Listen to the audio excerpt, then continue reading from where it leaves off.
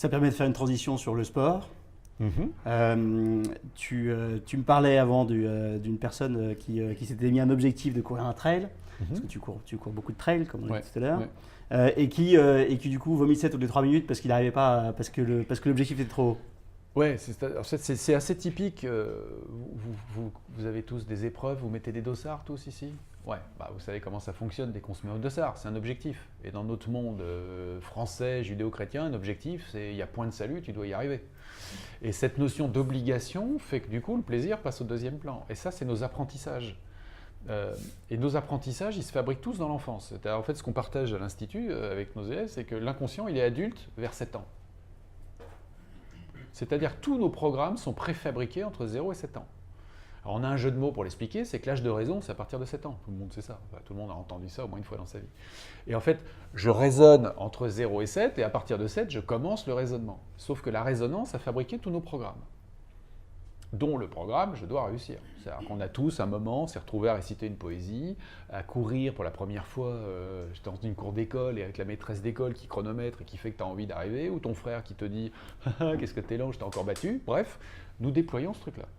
Et ce truc-là, en fait, ça va devenir à la fois un moteur, parce que ça nous fait avancer, progresser et se challenger, et en même temps, il y a un moment, ça devient un frein. Parce que l'excès d'obligation fait qu'à un moment, ça va te bouffer. Et donc nous, dans notre sport, en ultra-trail, donc alors définition de l'ultra-trail, c'est course en nature, ça intéresse les gens, l'ITRA, International Trail Running Association. Et au-delà, en fait, il y a un moment, en fait, on est obligé de se nourrir. Déjà, s'il y a des marathoniens dans la salle, tu sais que tu es obligé de manger des gels, hein, ou te nourrir, ou te boire une boisson qui est chargée en glucides, etc. Et la problématique qu'on a, nous, en ultra, c'est d'arriver sur des courses de 7 heures, 10 heures, 20 heures. Quand on fait un UTMB à ma vitesse de tortue, c'est 40 heures. Pendant 40 heures, il faut se nourrir. Et donc, tu demandes à ton système de cavaler, de grimper, de descendre, donc super traumatique, et en même temps d'avoir la gentillesse de bien vouloir refaire le plein. Et donc, ce qui se passe, c'est que quand tu es dans une exigence de toi, ton cerveau agresse ton corps. C'est-à-dire qu'en fait, il exige avance, avance, avance. Là où celui qui est c'est à ça qu'on reconnaît les vieux ultra-trailers, c'est qu'ils s'accompagnent sur le chemin, et quand ils s'accompagnent, ils vont plus vite. C'est curieux, mais c'est qu'en fait, ils utilisent leur potentiel, au lieu de se coller la pression, ils s'accompagnent. Et donc, du coup, ceux qui se collent la pression, très souvent dans notre sport, première cause d'abandon, c'est ce qu'on appelle, nous, dans le jargon, le digestif. C'est-à-dire qu'ils se mettent à vomir ou à partir en eau, parce qu'en fait, le système refuse l'essence, symbolique, donc les glucides, parce que si c'est pour se faire réagresser, stop. Et donc, ils vont déployer, ces gens-là, un système de croyance, ensuite, là, je peux pas, à partir du 30e kilomètre, je vais me mettre à vomir. Et donc, dans le groupe d'entraînement auquel j'ai participé pendant longtemps, j'ai accompagné des gens du groupe, quels que soient les niveaux. Hein, tu peux être au top niveau mondial et avoir ces enquiquinements-là, et tu peux être des gens en tout cas comme moi, c'est-à-dire très moyens, et qui peuvent avoir cet enquiquinement-là. Parce que c'est une question de se mettre la pression. C'est pas une question de savoir si tu vas gagner l'UTMB, ou si tu vas mettre 2h30 au marathon, ou si tu vas terminer en queue de peloton. La pression, ici, vous êtes tous d'accord. Vous exigez tous de vous, quel que soit votre niveau de classement à l'arrivée. Et du coup, c'est vrai que dans le sport outdoor longue distance, c'est premier facteur d'abandon, c'est le digestif. Et dès qu'on cause avec les gens, c'est parce qu'ils s'agressent. Et donc, en ultra, c'est assez intéressant d'accompagner à ce que ce système de croyance, on le redéploie, on fait la mise à jour, c'est ça. Si on doit dire une séance d'hypnose de façon marrante, c'est je fais la mise à jour d'un programme. Cette mise à jour va faire que du coup, les gens ils digèrent au lieu de vomir. Donc l'hypnose est utilisée en préparation mentale avec pour objectif de courir. C'est une forme de préparation mentale, c'est-à-dire qu'en fait, si on est d'accord, il y a un temps où en fait, on fait notre sport, on s'entraîne, et d'ailleurs il y a des gens qui font de l'entraînement tout le temps. Et vous savez comme moi qu'on peut s'entraîner et s'agresser. Je veux dire, tous ceux qui ont fait de l'athlé, de la natation, enfin tous ces sports-là, il y a un moment où, moi je me souviens au tout début quand j'ai fait mes premiers marathons, j'étais pas encore dans l'hypnose. Mais je partais au stade, j'avais l'impression de partir à la guerre. Je ne sais pas si c'est déjà arrivé à des gens d'ici. Et donc j'étais stressé à l'idée d'aller faire une séance de 200 mètres. Enfin, tu vois, comme si j'allais jouer ma vie. C'était parce que, ne vous inquiétez pas, le stress, ça a touché tout le monde. Moi aussi. Donc concrètement, toi, quand tu cours un ultra-trail, tu cours dans un état d'hypnose. Alors concrètement, vu que c'est un état naturel, vous imaginez bien que dès qu'on part dans ses pensées, on y rentre. Donc quiconque va faire un footing de 40 minutes, il rentre en transe. Alors la transe, c'est assez marrant parce que l'état de transe, il va activer, je ne sais pas si tout le monde sait ça, mais le système nerveux d'un humain, en fait, il y a un accélérateur et un frein, si on doit aller vite. Comme ça, tout le monde pige le truc symboliquement. L'accélérateur, il va utiliser l'adrénaline. Et le frein, il va utiliser les endorphines. Et dès qu'on court longtemps en endurance, hein, les amis, on est bien d'accord, l'endurance, c'est un état cardiaque où on va doucement. Et bien à ce moment-là, le corps va produire cette magnifique hormone qu'on appelle de l'endorphine. C'est pour ça qu'on donne souvent en cancéro, pour les dépressifs, pour les gens qui dorment mal, on leur dit « allez marcher ». Ou allez trottiner, ou allez prenez un vélo et allez rouler doucement. C'est-à-dire quand vous rentrez, vous n'avez jamais les joues rouges, vous n'avez jamais d'hyperventilation, vous vous êtes promené. Et donc ça fait partie de ces choses, en fait le corps s'auto-régule. Vous vous souvenez, on en a parlé tout à l'heure, c'est ce qu'on appelle l'homéostasie. Et donc c'est comme si le corps, en fait, il active la pédale de frein, et donc dès qu'on va faire de l'endurance, on va activer la pédale de frein, c'est ça l'idée. Donc en fait on va permettre au corps de se rééquilibrer par rapport à tout le stress qu'on met dans la machine parce qu'on veut réussir ce qu'on entreprend toute la journée, dans nos boulots, dans les réunions, dans l'heure qui tourne, etc. Donc on peut utiliser l'hypnose pour la préparation, Ouais. pour la course Ouais. et pour la récupération. C'est toujours pareil, il y a l'état naturel dans lequel on va rentrer tous, et après l'utiliser, ça présuppose que 1, tu as détecté l'état, et que 2, quand tu rentres dans l'état, tu vas l'utiliser. Moi par exemple, je me suis programmé en ultra pour que je cesse de regarder ma montre tout le temps. Parce que quand tu pars pour 12, 13 ou 14 heures de course, si tu commences à regarder ta montre toutes les 3 minutes, inutile de dire que là, on parlait d'écoulement du temps tout à l'heure, ça devient une franche galère. Hein. Et donc, je me suis programmé, moi, pour que toutes les heures, je regarde une montre à peu près toutes les heures. Donc, je vais regarder le kilométrage, par contre, mais je ne vais jamais faire attention au temps. Et d'autre part, c'est très intéressant dans notre sport, parce que si tu commences à mettre la notion de sport, de temps, dans l'ultra, t'es foutu. Autant en marathon, tu as une ligne tous les kilomètres, ou tous les miles, ça dépend si vous allez courir un marathon à l'étranger. Et donc, tu vas t'obliger, parce que toute la prépa du marathon, s'il y a des marathoniens ici, ou des gens qui courent des semi ou des 10 km, c'est que tu as un chrono que tu vas chercher à tenir sur une surface plate. Nous, en ultra, ça monte, ça descend, le sol va être boueux, ça peut être plat et incourable, parce que tu as des cailloux dans tous les sens, et que c'est incourable. Donc, c'est pas parce que c'est plat que ça va être facile. Donc, et tout ça, on est obligé de le gérer. Donc, si tu commences à regarder ta montre, au revoir. Ton cerveau, il disjoncte. Donc oui, on va l'utiliser, c'est-à-dire qu'on va travailler en amont pour que l'entraînement soit positif et constructif, pour que celui qui doit réussir accepte de rater une séance. On a commencé par parler de ça tout à l'heure, parce que rater une séance, on le partageait avant la caméra, donc je vais le redire plutôt pour ceux qui nous écoutent que pour vous, c'est quand on fait de l'endurance, on dit toujours il y a l'échauffement, la séance proprement dite, donc des séquences de vitesse, de seuil, de sprint, etc. Et il y a la récup. Et en fait, tous les grands entraîneurs en endurance, ils te disent si tu n'as qu'un seul truc à sacrifier sur ta séance, c'est la partie du milieu. C'est-à-dire, si tu n'as que 25 minutes à consacrer à quelque chose, échauffe-toi, récupère tranquillement, c'est-à-dire fais une vitesse constante et ne fais que ça, tu progresseras plus. Bon, super, je pense qu'on a abordé pas mal de sujets. Et du coup, si vous avez des questions, j'espère que vous en avez. Que ça a dû amener à pas mal de questions. Je crois qu'Arnaud est là encore pour répondre. Quelqu'un a envie de poser la glace? Qui brise la glace en premier? Bonsoir. Bonsoir. Moi, je voulais savoir combien les statistiques pour les gens qui viennent nous voir faire de l'hypnose pour arrêter de fumer. Combien sont réceptifs et ça marche, et combien ça ne marche pas et pourquoi ça marche. Alors, d'abord, les statistiques, c'est le métier des statisticiens. Donc, personnellement, je suis hypnothérapeute, j'ai arrêté la statistique. Et en fait, il faut distinguer le fait que les gens entrent en transe, parce qu'aujourd'hui, on sait à peu près guider tout le monde dans l'état de transe, du fait qu'on ait bien déterminé ce qu'on visait et qu'on va être capable, en tant qu'accompagnant, de bien guider la personne jusqu'à Rome, comme on disait en rigolant, pour rester sur la même métaphore. Parce que si je l'arrête à Lyon, il n'est toujours pas à Rome. Donc, il faut distinguer le fait que les gens soient capables d'entrer dans l'état d'hypnose, ce qu'ils font en fait très facilement quand on a bien défini l'objectif. Et une fois qu'ils sont dans l'état d'hypnose, il faut que nous, on soit capable de les amener à changer, parce qu'en fait, l'inconscient, lui, le changement, c'est pas trop sa tasse de thé. Parce que son fonctionnement, en fait, c'est d'utiliser des stratégies, et fumer, ça fait partie des stratégies. Donc c'est très curieux ce que je vous dis, hein, c'est contre-intuitif. Donc typiquement, les gens qui fument, ils sont une grande partie, dans notre jargon, on appelle ça l'intention positive, c'est-à-dire le bénéfice secondaire dans le jargon. C'est-à-dire, à quoi ça sert pour l'inconscient? Alors très souvent, là je vais répondre en termes de pourcentage, comme ça fait une réponse de type statistique, mais dans mon petit monde à moi, de mon petit cabinet à moi, il y a, sur les fumeurs, ils sont à peu près 70% qui viennent parce qu'ils se collent tellement la pression que l'inconscient qui n'est que symbolique va avoir besoin d'un pot d'échappement pour l'évacuer. On fume parce Et qu'on est donc, stressé, quoi. Voilà, c'est-à-dire qu'il y a tellement de pression, il faut l'évacuer. Et à un moment, tu me disais, mais est-ce qu'il y a des addicts au sport? En fait, les addicts au sport, moi j'en ai connu un marathonien qui est un mec exceptionnel et adorable, si tu m'entends. Et en fait, il se collait tellement la pression. Aujourd'hui, à 60, je sais plus, 64 ou 65 ans, il a encore fait 3h03 à Paris. Ok, best perf, je crois c'est 2h35 ou 2h40. Sauf que c'était un mec qui était dans le combat en permanence avec lui. Et un jour, il a raté son marathon de Paris, selon ses critères à lui. Il a dû faire 2h55, et je pense qu'on est nombreux à se dire « Ah, je signe tout de suite pour un chrono de ce type-là ». Mais comme ça avait été une contre-perf pour lui, le mardi, il arrive au stade, et tel le bon, tu sais, qui se flagelle, il a été faire un 5000. Bah ouais, c'est une bonne façon de récupérer, tout le monde sait ça. Bien entendu, il n'a jamais pu le finir, le 5000, parce qu'il venait de se coller 42 km, parce qu'il n'avait pas abandonné sur le marathon, enfin de mémoire, même s'il avait abandonné, c'était au 37, et 37 à cette vitesse-là, tu vois un peu comment ça tourne à 18 à l'heure quand même, on est d'accord. Donc à 18 à l'heure pendant 37 bornes, 2 jours après, tu ne fais pas ta récup en te remettant non pas à 18 sur 5000, mais à 21, juste pour vérifier que ton corps est capable de te dire zut une deuxième fois.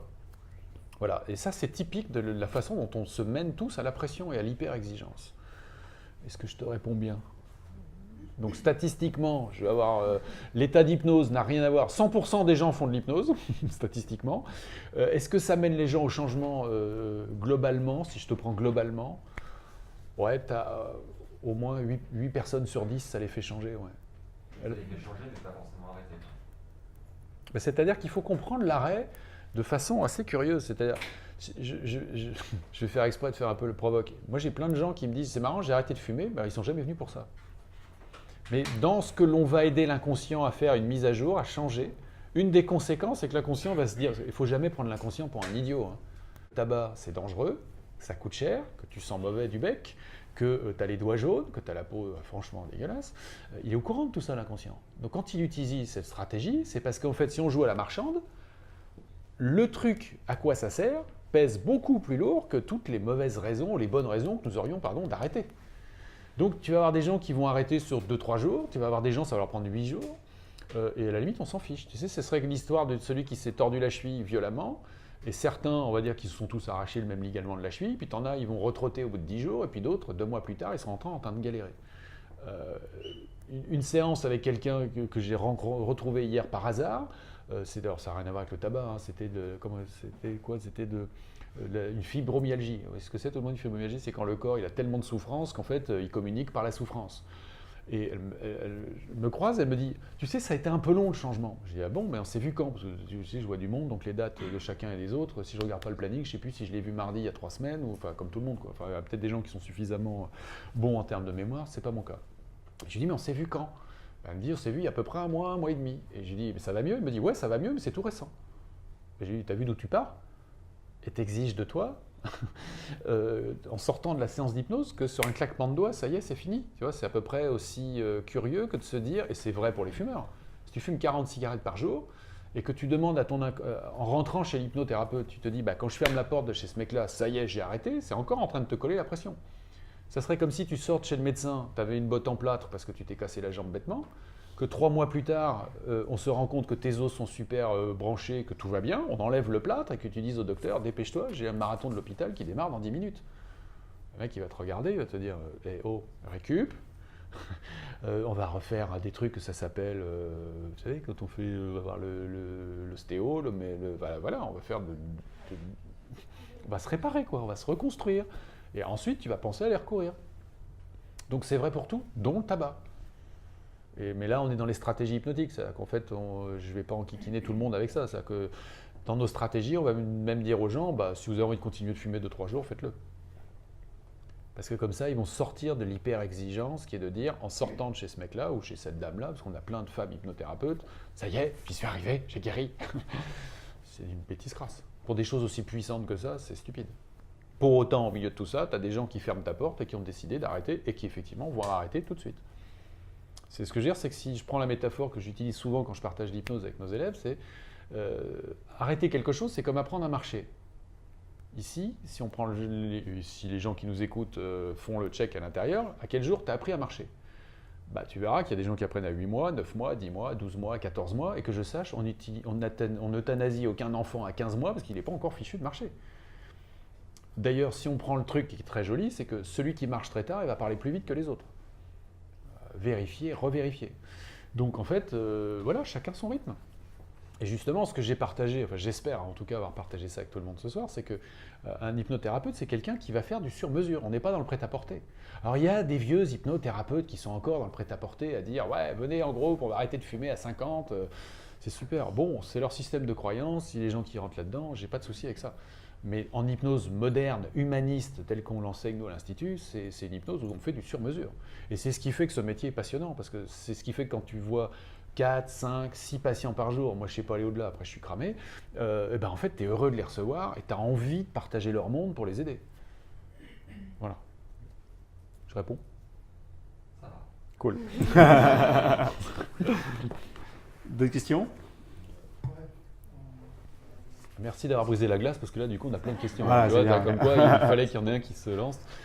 Est-ce qu'on a un réel impact après une hypnose sur des résultats sportifs? Oui. Je parle de quelqu'un qui en plus est un ami et que j'adore profondément, que j'avais accompagné il y a longtemps. C'est un type qui en ultra fait partie des très bons au niveau mondial. Okay, et en fait, je l'avais accompagné et on était tombé sur un objectif qui est très, je me colle la pression, c'est quelqu'un qui va faire un footing à 18 à l'heure, hein, on est d'accord? Un footing de 3 heures, il fait un marathon. Ouais, donc vous voyez le niveau, c'est des niveaux, enfin s'il y en a ici, tant mieux, moi je ne sais pas le faire. Hein, voilà. C'était à 3 heures, quand je regarde l'endroit où je suis sur le marathon, je suis encore loin de la ligne. Enfin à l'époque, quand je courais vite, j'étais encore loin de la ligne. Hein. Et en fait, on s'est rendu compte tous les deux qu'il était toujours en train de s'agresser. C'est-à-dire, dès qu'il allait s'entraîner, il fallait qu'il... Je vais être grossier, hein, c'est son mot à lui. Il fallait que j'aille me déchirer la gueule. Je vais aller, tu vois, je vais expier mes péchés. Enfin, le truc qu'on connaît tous. Moi, je l'ai eu, j'ai fait de l'escrime à haut niveau. Je me souviens très bien comment ça fonctionnait. Hein.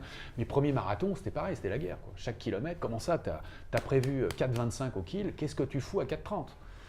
Et en fait, bon, sauf que là, c'est le haut niveau mondial, mais ça fonctionne pareil. La machine va juste nettement plus vite. Au lieu de conduire une Aygo, tu conduis une Ferrari. C'est la seule différence. Et donc, en fait, ils exigent pareil. Et je me souviens très bien, on a fait une séance où, en fait, ces deux facettes de son esprit étaient en guerre. Il y en a une qui disait « Arrête, calme, c'est bon, c'est pas comme ça qu'on va y arriver ». Et l'autre qui disait, parce que tu apprends comme ça, comme nous tous, on a appris enfant, « Vas-y, vas-y, vas-y ». Et donc, en fait, je l'ai accompagné, parce que, encore une fois, le thérapeute, il sert que à ça, hein, 5%. Je l'ai accompagné parce qu'en fait, ces deux facettes de lui, elles deviennent copines, potes. C'est-à-dire qu'elles mettent le... C'est comme des wagons de TGV, les locaux de TGV. Si tu en mets une qui va dans un sens et l'autre qui va dans l'autre, le train, il va rester en gare. Si par contre, tout le monde va dans le même sens, il va arrêter de rester en gare. Et en fait, il m'a fait un cadeau sur un ultra dont je ne parlerai pas, parce que vraiment, vous allez retrouver qui c'est. Et à un moment, je lui ai dit, bon sang, c'est magnifique, parce qu'il finit 2 de cet ultra-là.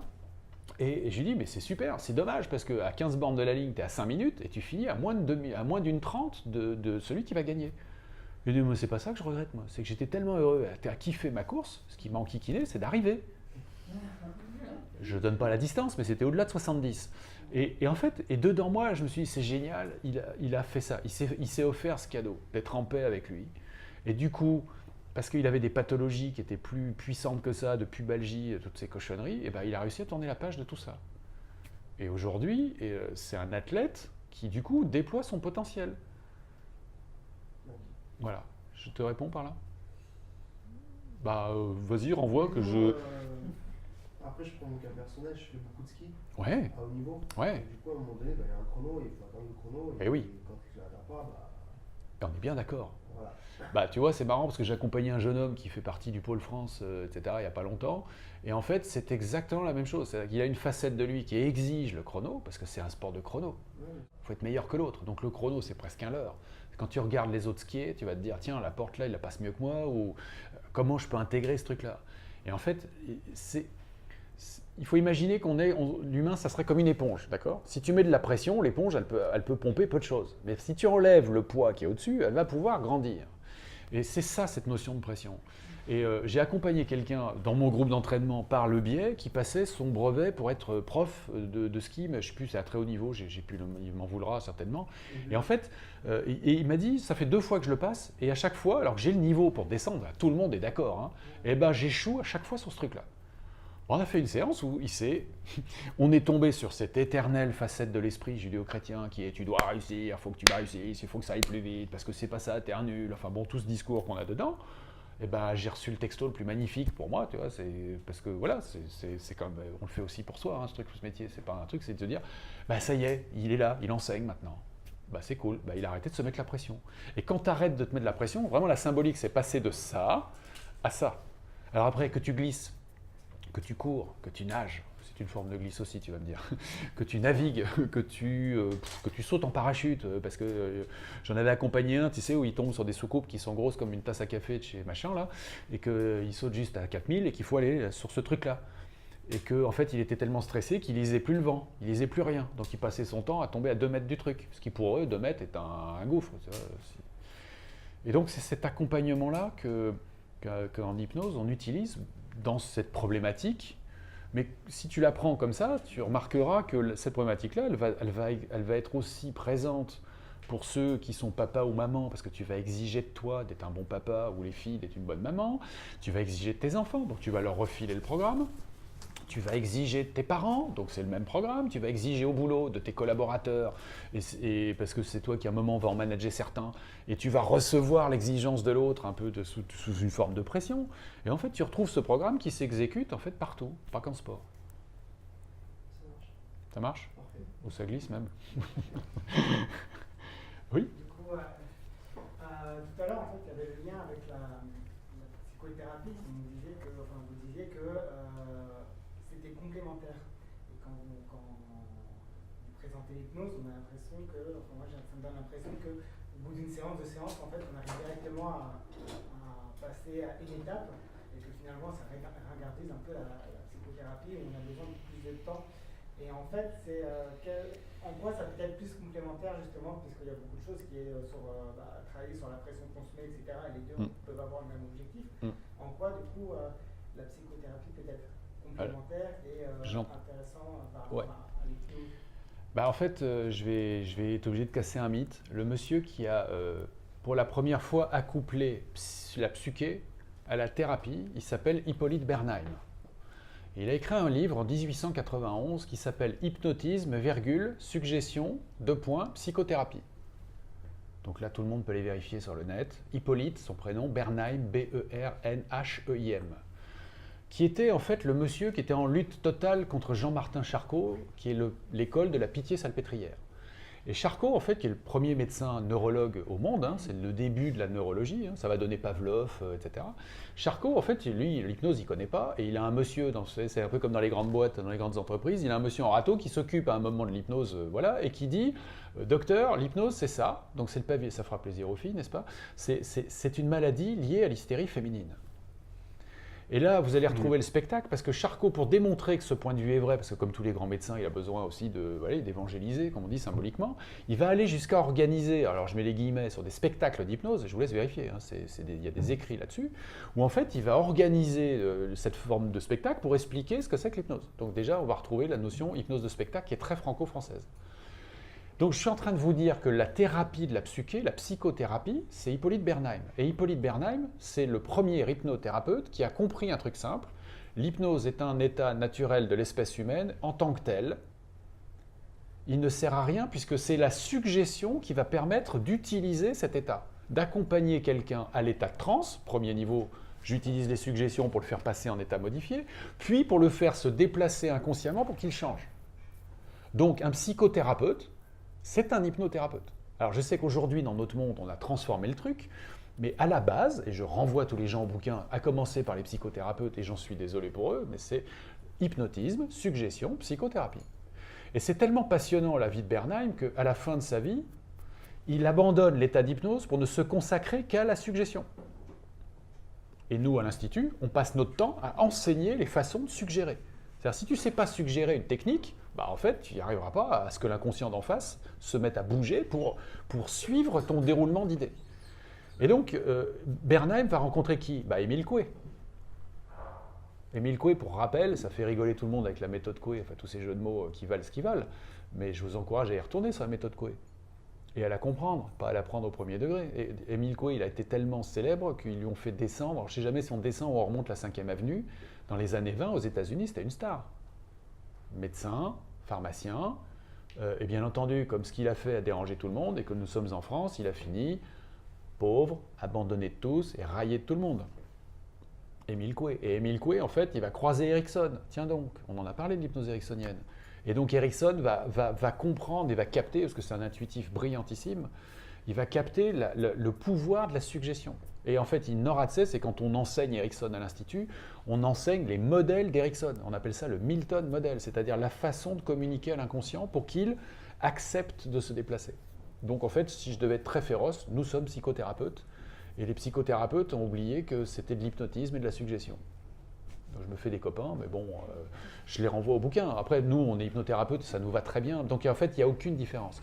Par contre, pour reprendre le parcours des patients qui viennent nous voir, et si tu veux, donc ça ne va pas être une compète de savoir qui a la meilleure façon d'accompagner, et ça, je laisse ça à tous ceux qui ont besoin de guerroyer.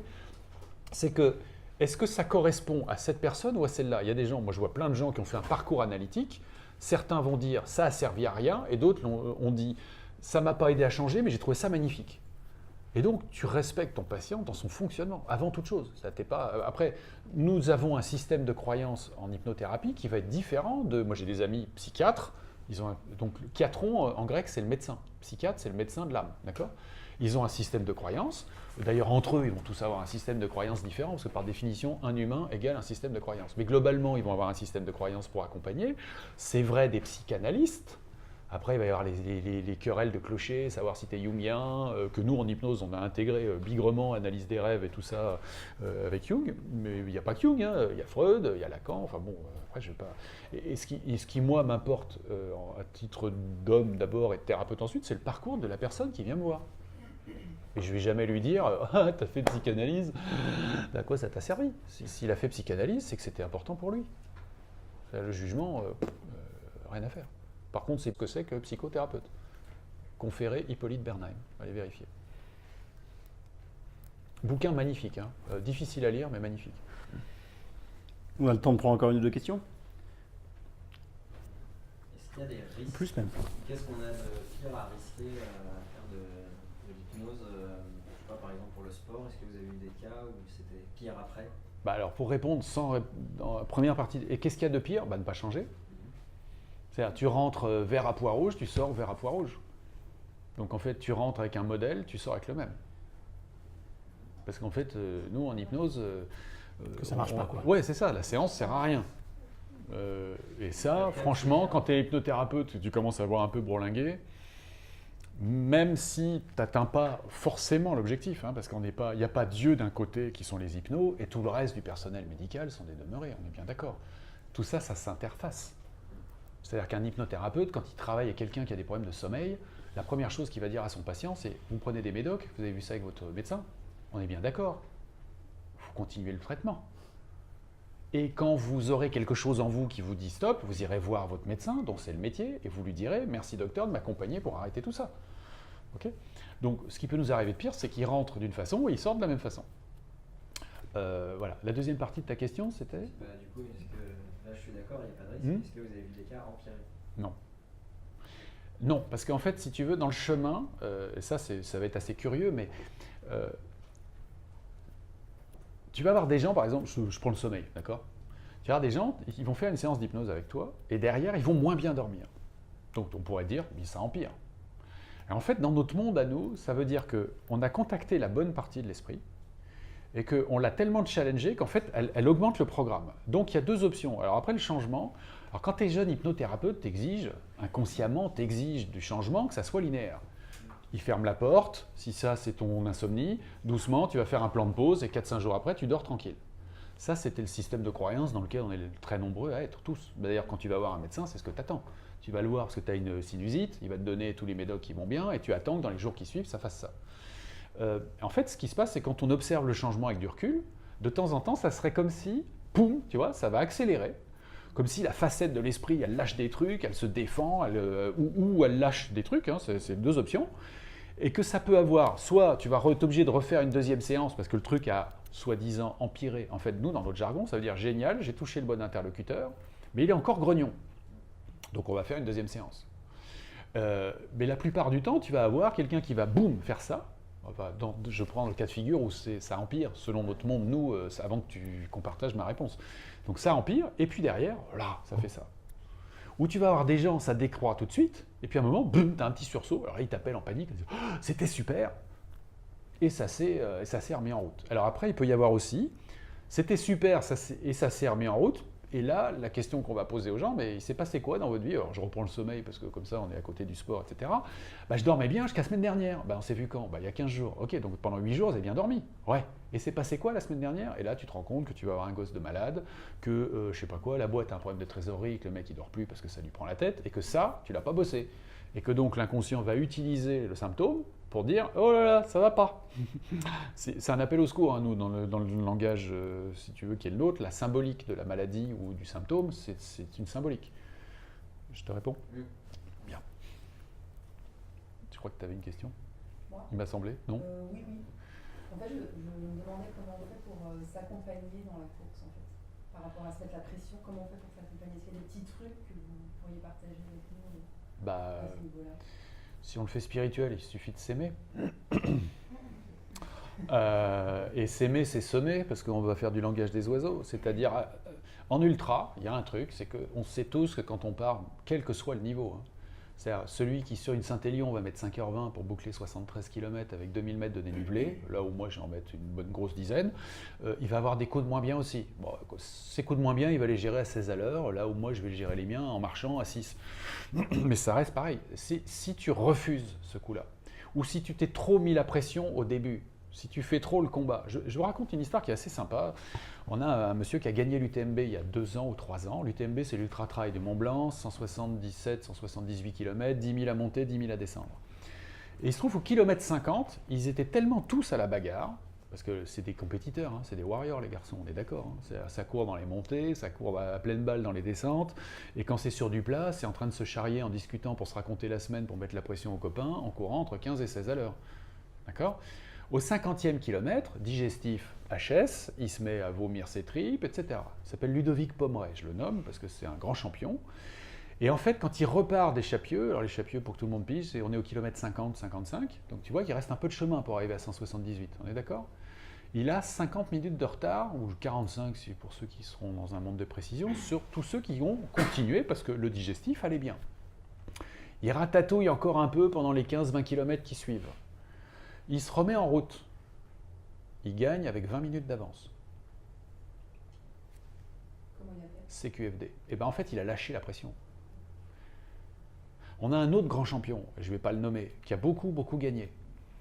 Et qui à un moment a vécu des trucs en course très durs. Il a vécu coup de chaud, il a vécu le fait d'être un peu moins au top niveau. Et il se met tellement la pression maintenant qu'il passe son temps à abandonner. Parce que, en fait, son système, il faut comprendre le rapport entre corps et âme et conscience. Même dans les tribunaux, ils te disent « votre âme et conscience ». Donc, la conscience, c'est l'esprit. Hein. Conscience, c'est avec la science, donc c'est récent comme mot, hein, c'est l'esprit. Le corps, l'âme et l'esprit, c'est le rapport entre ces 3 étages, ces 3 niveaux vibratoires de l'être. Mais si tu passes ton temps à agresser le corps, il y a un moment où il va te dire « stop ». Il préfère abandonner que perdre. C'est même pas qu'il préfère, c'est que le corps va organiser la bérésina. Et ceux qui s'entraînent trop parce qu'ils se tapent dessus à l'entraînement, ils seront malades. Donc avant la course, ils vont attraper un rhume, pas possible. On le trouve dans tous les sports. Avant la course, ils vont se blesser. Tendinite, claquage, enfin, etc. etc. Et en fait, ces compétiteurs-là, quand tu lis les comptes rendus, alors moi je suis un fan d'ultra parce que je trouve que l'ultra en plus c'est la symbolique de la vie, donc je suis fan. Quand tu lis les comptes rendus de ces gens-là, tu te rends compte que ceux qui y arrivent le mieux, il y a un grand champion, je vais le nommer, il s'appelle Benoît Cory, CORI, je vous encourage à aller lire ses comptes rendus de course. C'est un fêtard, il bouffe la vie, etc. Par contre, quand il s'entraîne, comme il dit, bonne cartouche, hein, il s'en met des grosses et des costauds, mais il a toujours ce côté joueur de la vie. Résultat des courses, il gagne. Et quand tu lis ses comptes rendus, par exemple, il gagne à un moment, il a gagné beaucoup de courses d'affilée, dont une très jolie course qui est à Millau, qui est le plus vieux trail qu'on connaisse dans notre course, dans notre sport, c'est les Templiers. Et à un moment, la première année où il va gagner les Templiers, il dit « Non mais moi ils allaient trop vite là, je les ai laissés partir. Hein. » À un moment, je reviens sur l'Américain, j'ai eu l'impression dans la descente, je reviens sur lui, pourtant j'étais pleine balle. Hein. Il t'écrit le truc, parce qu'il est super drôle, il a une spontanéité, enfin, je le connais pas personnellement, mais c'est déjà un ami, je l'adore moi dans sa pensée ce mec-là. Benoît, si tu m'entends. Et là il dit, et le ricain il est malade, on était déjà pleine balle, mais il m'a déposé comme un enfant de 3 ans. Oh, je l'ai laissé partir, je me suis dit là, de toute façon, s'il est capable de continuer jusqu'au bout comme ça, je suis pas à son niveau, et puis s'il se grille, de toute façon, dans 20 bornes, je l'ai mangé. Ça n'a même pas attendu 20 bornes, hein. L'autre, il s'est dit « Ah, il revient, je vais perdre !» Il est resté 40 km ou 30, on s'en fout. Sauf que dans notre sport, c'est pas possible. Voilà. Jolie leçon de vie sur « je m'accompagne ». C'est-à-dire, je ne me mets pas la pression, je suis... Alors en yoga, là je passe un message à ma femme chérie, elle dit toujours, on fait ce soir avec qui nous sommes, dans le corps que nous sommes à cet instant-là. Et en fait, si tu te prépares dans la bienveillance, c'est un mot que j'utilise très souvent avec mes patients et à l'institut et avec nos élèves, si tu te prépares dans la bienveillance, bah, tu vas être dans l'excellence. Et si tu es dans l'excellence, tu vas accepter, si on prend un marathon, bah de faire, je dis n'importe quoi, si tu avais prévu de faire 3,10, tu vas accepter de faire 3,15 ce jour-là. Et très souvent, ce qui va se passer, moi si je regarde mon petit nombril qui importe peu, mais quand j'ai vraiment progressé en marathon, c'est que je ne m'étais pas fixé d'objectif. Je savais que ça préparait bien, mais je ne m'étais pas dit tant au kilo, et puis tu les tiendras. Hein. Et là, j'ai gagné comme ça sur 2 marathons, 2 fois 10 minutes. Ça commence à faire du chemin pour quelqu'un de médio en résultat. Ça sort d'où? Bah, ça sort de l'état d'esprit. C'est fécondant la bienveillance. La chenille devient papillon, alors qu'autrement tu restes une chenille et ça vole moins bien une chenille, ça n'aurait échappé à personne. Bon, on prend une dernière question. Bien. On entend souvent parler des fois de sportifs de haut niveau qui arrivent en plein effort, ils sont dans une sorte de... On appelle ça la zone. Ouais, le flow. Ouais. Totalement immergés dans leur mouvement, ouais. sans avoir de lutte mentale. Et oui. Qui fait que nous, sportifs lambda, on a tendance à se dire je vais jamais y arriver, je vais jamais terminer. C'est quelque chose qui peut se travailler avec l'hypnose aussi, ça? Ouais, alors déjà pour le découvrir, l'état. Et là, ça va renvoyer à l'ultra-trail. Et à des niveaux d'engagement. En ultra, on appelle ça le flow. Hein. C'est cette espèce de moment. Encore une fois, je vais faire un peu de nombril, mais pour partager les trucs, pas pour Arnaud, on s'en fiche. C'est que mon deuxième UTMB, au kilomètre 90, je suis arrivé, j'étais en mode épave. Il y a des bases de vie sur cette course, je me suis fait masser. J'ai dû prendre, je sais pas, une demi-heure d'arrêt, enfin on s'en fiche. Et à partir de là, je ne sais pas ce qui s'est passé. Je dirais pas tout est devenu plat, mais je vais dire tout est devenu facile.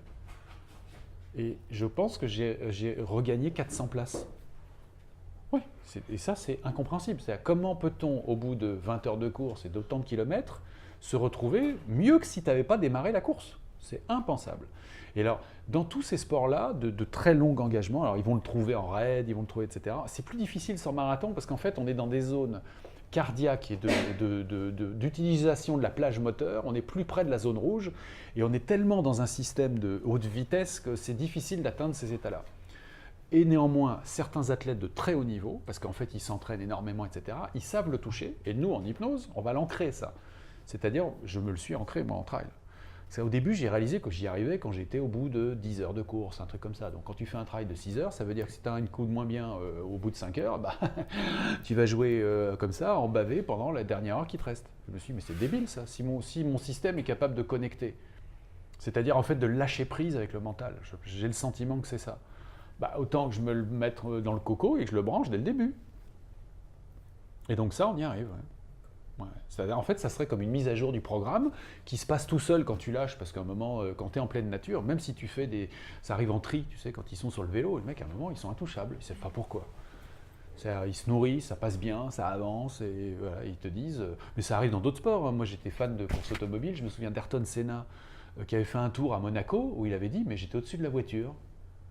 Et tous les gens, et à l'époque, on ne chronométrait pas avec les systèmes qu'on a aujourd'hui, ils avaient dit « mais qu'est-ce qu'il a fait au record ?» Le circuit avait pris, je ne sais plus, il avait tourné 1 seconde plus vite. Et il t'explique ensuite, bah non, tout était au ralenti. Distorsion du temps. Et donc, ouais, c'est ça. J'ai une deuxième question, si je peux. Vas-y.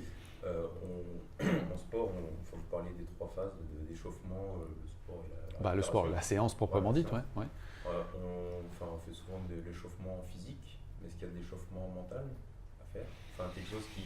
Non, je n'ai pas ce sentiment. Non, je pense qu'effectivement, ton échauffement mental, c'est le way of life. C'est la façon de se dire, bon, bah, je m'encourage plutôt que d'exiger. Quand on est dans l'encouragement, la performance arrive. Hein, ça, c'est une constante. Hein, c'est un truc de fou. Et quel que soit ton niveau, quel que soit ton âge. Dans mon groupe d'amis, j'en connais un paquet qui, alors qu'ils ont vieilli, vont plus vite aujourd'hui Parce qu'ils ont une autre approche de ce qu'ils font. Ils s'entraînent moins, ils courent moins vite, parce que mécaniquement, quand tu fais de 200 à 55 ans, tu vas moins vite que quand tu en as 30. Jusque-là, j'enfonce des portes ouvertes, tout le monde sait ça. Mais à l'arrivée, ils ont un chrono qui est plus rapide. Et en plus, ils se sont marrés. Et donc, si j'ai un message à partager dans le monde de l'outdoor, c'est d'aller se marrer. On ne fait pas de l'outdoor, enfin, sauf ceux qui gagnent leur vie avec ça. Mais c'est 1% des gens. Nous, les autres, c'est pour aller disperser de l'énergie, profiter de la forêt, emmener des potes. Moi, je sais que mon kiff, c'est d'avoir mes 15 potes dans ma cuisine le dimanche matin avant qu'on aille courir tous ensemble, où on va se raconter nos semaines, nos histoires de gamins, on va s'engueuler sur de la politique, sur des pas d'accord, mais c'est un kiff. C'est-à-dire, l'outdoor, comme son nom l'indique, ça allait prendre l'air. Bon, bah, il y a 4 éléments sur notre planète, dont l'air. Voilà, l'air, la terre, allons-y, l'eau, allons-y gaiement. Allez, c'est ça l'idée. Donc, et ça peut tout à fait s'accoupler et faire très bon ménage avec l'envie de performer. C'est différent de je dois, de j'ai envie quand même. Tout le monde est d'accord? Je dois faire les courses, ou j'ai envie de recevoir mes potes à dîner. Du coup, je vais avoir envie d'aller faire les courses pour que je partage avec eux un super repas. C'est cette notion d'envie, en fait. Et cette notion d'envie nous fait tous aller plus vite, tous. Vous remarquerez, quand vous avez envie de faire un truc, ça bouffe zéro énergie. Quand il faut le faire, quand on est dans cette notion d'obligation, bah ça en bouffe de l'énergie. Or, nous, sportifs, l'énergie, on a plutôt besoin de l'avoir pour refroidir, parce que ça sert beaucoup, l'énergie. En course à pied, tous les coureurs à pied, vous savez que quand vous courez qu'il fait chaud, 75% de ce que vous brûlez sert à refroidir. Ça veut dire que tu n'as qu'un quart qui sert à faire fonctionner les muscles. Quand tu penses à ça, tu te dis « waouh ». Donc, ça veut dire que si tu es dans la pression, nous, en ultra, eh ben, tu vas oublier de te couvrir ou de te découvrir. Quand tu vois des marathoniens alors qu'il fait un temps de cochon, là, l'éco-trail de Paris cette année, épreuve magnifique.